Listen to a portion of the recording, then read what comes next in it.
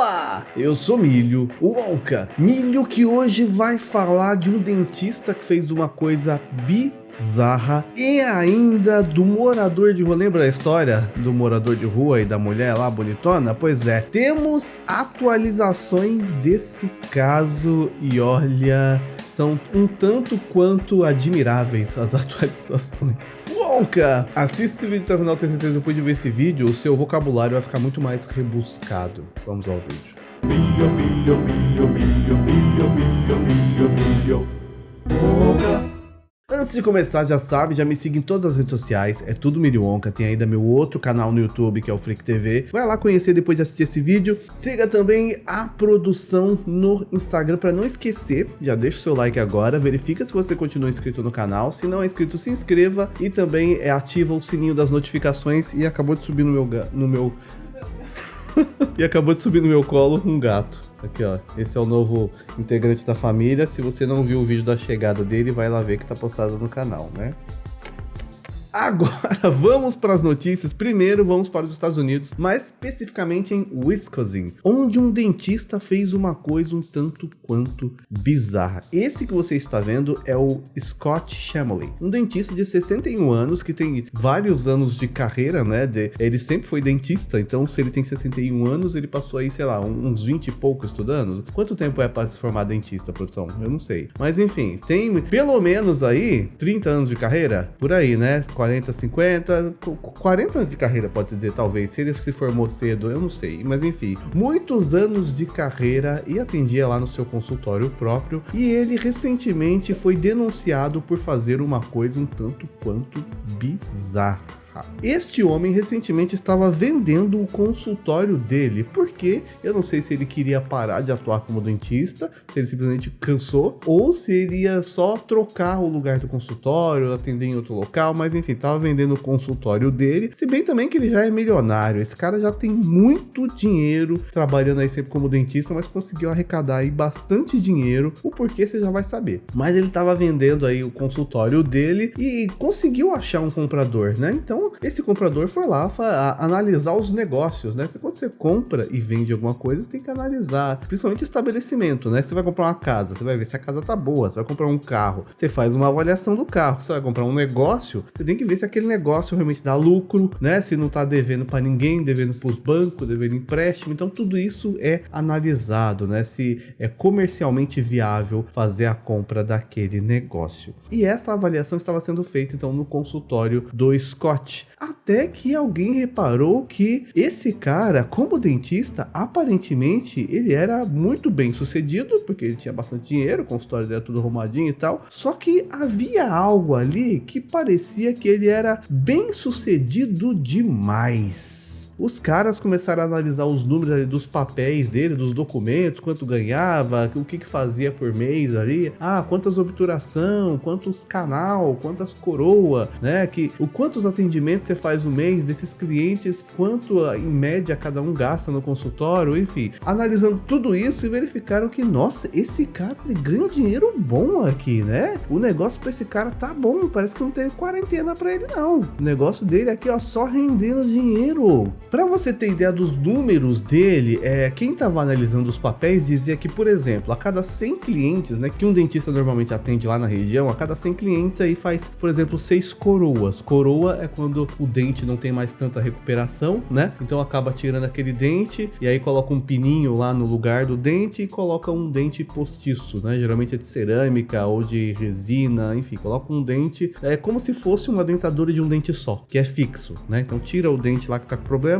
e coloca um dente ali que vai ficar permanente ali, que é postiço, feito aí desses materiais que eu falei. Então, em média, na região, a cada 100 clientes que um dentista atende, é feito, por exemplo, 6 coroas. No caso do Scott, a cada 100 clientes, ele fazia 32 coroas, ou seja, parece que todo mundo da cidade que queria fazer coroa no dente, procurava esse cara, né? E aí o pessoal começou a pensar, falando, nossa, gente, eu acho que esse cara tá mentindo nos números, números para querer vender o negócio, né? Porque aí começa a dar um alerta. Você fala, esse cara aqui tá muito bem sucedido, não tá normal isso aqui, esses números aqui tem alguma coisa errada. E começaram então a avaliar se talvez ele estivesse mentindo ali nos números, então para conseguir vender mais rápido, para conseguir vender mais caro, alguma coisa nesse sentido. E essa situação começou a ser investigada. Só que aparentemente ele não tinha mentido nos números, porque até então tudo era checado com documentação. Ele atendia também bastante cliente de plano de saúde, né, plano odontológico. Então para isso tem que ter toda uma documentação, né, para fazer essa coroa e tudo mais, porque é um negócio caro, né? Aqui no Brasil, por exemplo, é bastante caro para fazer isso, né? Ainda dependendo do material do dente que você vai pôr, fica mais caro ainda. E aí não é uma coisa que você simplesmente paga sem nota aí tudo bem e fica por isso mesmo. Não, exige que a seguradora não, exige que o plano de saúde pague uma parte, o cliente paga outra, quando é aqueles planos que é coparticipação, né? Se é o plano que paga tudo, também precisa de toda uma documentação. E ele tinha tudo isso, ele tinha como provar que todas as coroas foram feitas ali no consultório dele, de um jeito dentro da lei, estava tudo registrado. E essa investigação então começou a ir mais profundamente aí nos negócios desse Scott. Até que descobriram uma situação tanto quanto bizarra. Foi descoberto que todas as coroas que ele fazia realmente eram coroas legítimas. Estava documentado, estava recebido, o material utilizado foi pago, tá tudo ali conforme a lei financeiramente. Só que ele não contou um detalhe. Essas coroas aí que ele fazia, a maioria delas não era necessária. Descobriu-se que ele pegava alguns clientes aí mais, como é que eu posso dizer, vulneráveis. Eu vou explicar já por quê, mas ele pegava clientes mais psicologicamente vulneráveis. Ao atender esses clientes, que ia, por exemplo, fazer, sei lá, uma obturação, uma limpeza e tal, ele os convencia de fazer uma coroa no dente. Aí você pensa, nossa, mas né, a coroa tipo, é o último estágio aí de tentar recuperar um dente, é porque não tem mais o que fazer, né? Não dá pra obturar, não dá pra pôr massinha, nada, já saiu um teco do dente ao ponto de que tem que pôr um postiço. Sim, é exatamente essa situação. Só que os clientes que não precisavam de coroa, ele furava o dente do cliente até o cliente precisar. Olha essa história. Imagina, você vai no dentista fazer um procedimento super simples, né? Que nem vai gastar tanto assim. Aí chega lá, o dentista fala, vamos tirar um raio-x da sua boca. Primeiro ele mexe um pouco na sua boca. Aí depois ele fala, vamos tirar um raio-x para ver melhor a situação desses dentes? E aí ele tira um raio-x e aí fala, olha, eu acho que nesse dente aqui você vai precisar fazer uma coroa. Do nada. Porque o próprio dentista cavucava o dente lá, sabe? Tirava uns tecos, cavucava com a maquininha. Sabe aquela maquininha? Pois é, até o dente precisar de uma coroa. E aí eu falei antes que eram clientes psicologicamente vulneráveis. A matéria diz o seguinte: alguns desses pacientes eram indivíduos extremamente vulneráveis em relacionamentos abusivos, recentemente viúvos, sobreviventes de câncer, que tinham um salário bom ou faziam aí copagamentos, né, junto com planos de saúde odontológicos que tem coparticipação. Então, aparentemente ele chegava até a sondar ali como que era a vida do cliente, né? O que ele estava passando e tal, para ver quais desses, na opinião dele, seria mais fácil de convencer que realmente precisava de uma coroa, que o cliente não ia perceber que foi ele mesmo que cavucou o dente do maluco. Imagina, gente, olha onde o ser humano pode chegar. Enfim, toda essa coisa aí foi descoberto, né? Que ele estava dando golpe nos clientes e também nos planos odontológicos, né? Porque ele forçava um tratamento que era desnecessário, ele criava uma situação para usar um tratamento que não era necessário, e agora, dependendo do julgamento que vai ocorrer em junho, ele pode pegar até 10 anos de cadeia por fraude, e fora também a mutilação nos dentes dos clientes. Olha essa história, dá até medo, né, de você procurar um dentista que não sabe agir conforme a sua profissão, né, que na verdade não é dentista, é um bandido, né? Porque isso é fraude. O cara é um açougueiro, né? Açougueiro também não quebra dente de cliente, né? Não é nem açougueiro isso. É o quê? É um criminoso, enfim. Você acaba chegando no criminoso e nem sabe, porque o cara, né? O cara é bem sucedido, consultório bonito e tal. Você fala, aqui, né? O tratamento vai ser bom. Você chega num lugar todo bonitão, todo arrumadinho e tal, né? Você pensa, vou pagar mais caro, mas vou ter um tratamento bom. Aí quando você paga mais caro, você paga por um tratamento que você nem precisava. É bizarro. bizarro. Enfim, foi descoberto, os advogados dele estão falando que não, ele tá sendo culpado só por trabalhar duro demais. Ele tem todo esse dinheiro, ele faz todos esses atendimentos aí porque ele só trabalhava duro demais, mas teve ex-funcionários que falaram que realmente achava estranho o número de clientes que fazia a coroa e achava estranho também que muitos clientes aí ele tirava raio-x, sendo que o atendente sabia que o procedimento seria simples, que nem precisaria de um raio-x. Ele fala, como assim, né? Tipo, o cliente veio aqui e tal, só fazer uma obturação rápida, e aí agora tá tirando raio-x e o cliente precisa de uma coroa. E aí o funcionário falava, bom, eu percebi que tinha alguma coisa diferente ali, mas eu não ia falar nada, eu não sou dentista, o dentista é ele, né? Vai fazer o quê? Vai falar, ok, vamos tirar o raio-x, ok, ficou tanto, né, o tratamento. É isso que o atendente fazia, mas ele falava que, olha, parece que tinha alguma coisa estranha realmente, mas não sabia exatamente o que. Agora, não vai mais fazer isso com os clientes, porque, quer dizer, ele já foi afastado, né, de ser dentista, ainda vai ter o julgamento, mas pode pegar aí pelo menos 10 anos de cadeia, ou menos, né, dependendo do advogado dele se for bom mesmo.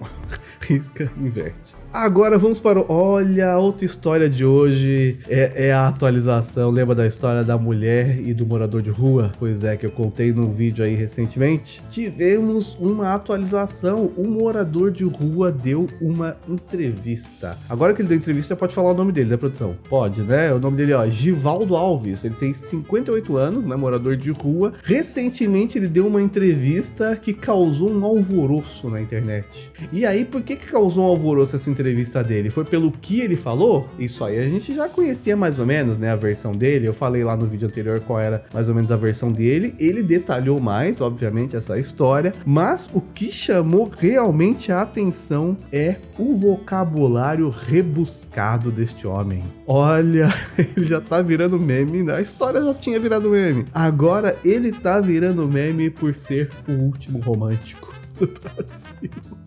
Eu vou dizer aqui algumas frases que ele citou, né, pra gente avaliar aí o quão rebuscado é isso, mas antes, qual que era a versão dele mais detalhada? Ele falou que ele tava andando perto da rodoviária e a mulher realmente chegou no carro e chamou ele. Ele, quando viu aquela mulher bonitona no carro, ele falou, eu? Olhou pros lados assim e falou, você tá falando comigo? E aí a moça falou pra ele, eu quero namorar com você. Olha essa história, ao que ponto chegaremos nessa história, hein? Eu acho que a cada semana vai ter uma nova atualização. Mas enfim, ela chamou, que falou que queria namorar com ele e chamou ele pro carro dela e tal. Eles entraram no carro e aí teve uma conversa e tudo mais lá, até que rolou tudo que você sabe que aconteceu, não é mesmo? Ele fala que desconfiou várias vezes, até que, sei lá, que era uma pegadinha, que era alguma armação pra pegar ele, levar ele pra algum lugar e bater nele, sei lá, né? Porque tem muita gente ruim no mundo, né? Que só porque o cara tá morando na rua lá e tal, tem gente que quer fazer o mal pra essas pessoas. Então ele ficou meio cabreiro no começo por conta disso, mas depois que ele viu que tava rolando, né, um negócio ali, sabe, um raliola, ele falou, bom, parece que não é nada armado.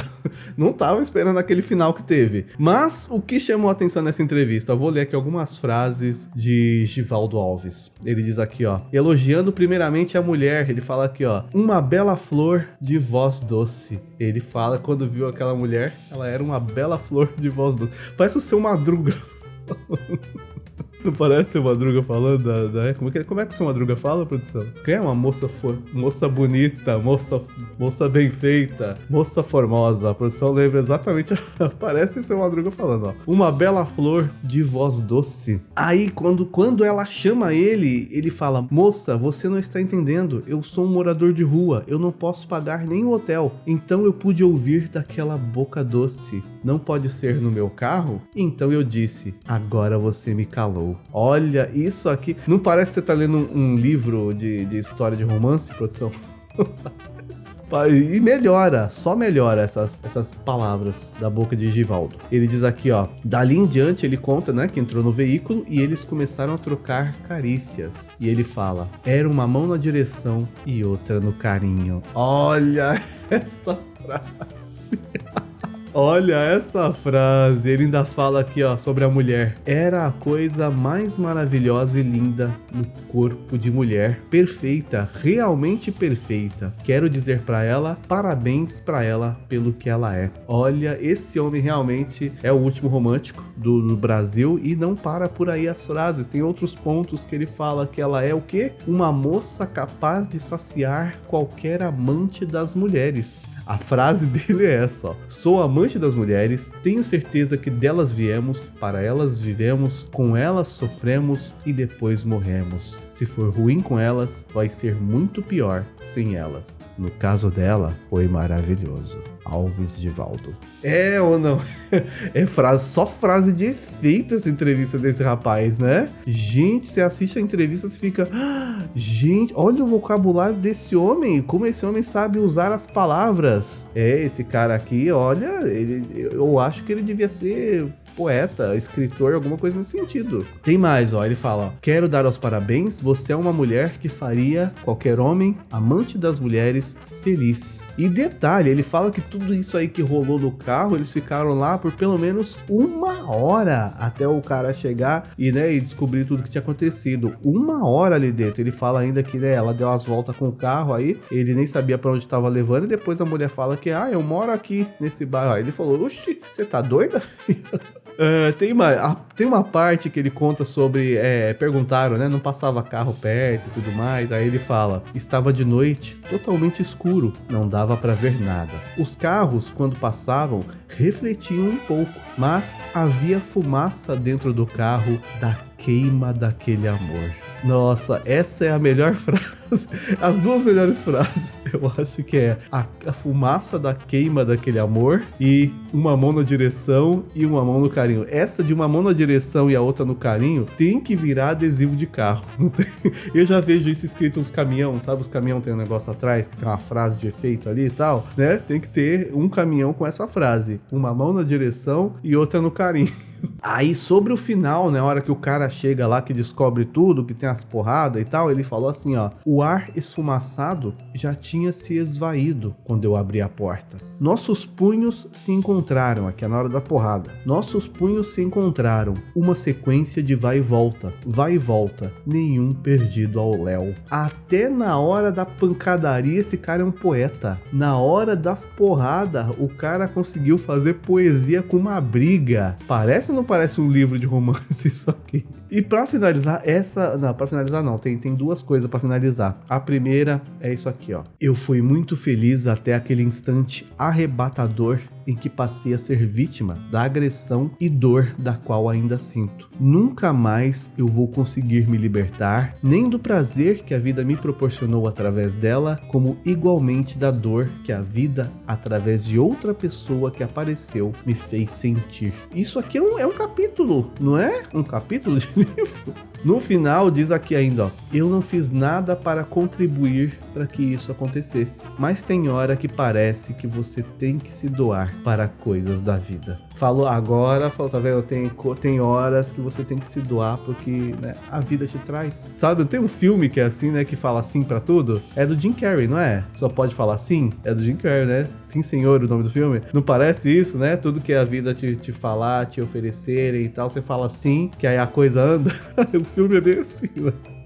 Enfim, eu não sei ainda se o que ele fez foi dar uma entrevista ou declamar um poema, né? Você assistiu a entrevista dele? Procura na internet que tem a entrevista inteira e você realmente vai ficar, tenho certeza, com o mesmo pensamento que eu. Mas, essa história aqui, segundo as matérias, ainda tá em investigação, ó, pela 16ª DP de Planaltina, Distrito Federal, onde ainda o marido afirma que o morador de rua se aproveitou aí de uma situação psicológica da moça, que até o momento os dois afirmam que foi consensual, tanto a moça quanto o rapaz, mas ainda está sob investigação, não podemos afirmar nada, porém, tudo que podemos afirmar é que isso não foi uma entrevista, foi um poema declamado. Então, esse morador de rua tem esse vocabulário e, pelo jeito, ele é bastante inteligente, ele fala que anda com a documentação de coisas que ele estudou e não sei o que, mas isso não foi detalhado ainda pra gente saber exatamente de onde ele vem, por que, né, ele acabou indo morar na rua, deve ter toda uma história por trás, que até se bobear deve ser bastante interessante também. Deixe seu comentário aí embaixo sobre o que você achou dessa entrevista. E você imaginar que o dentista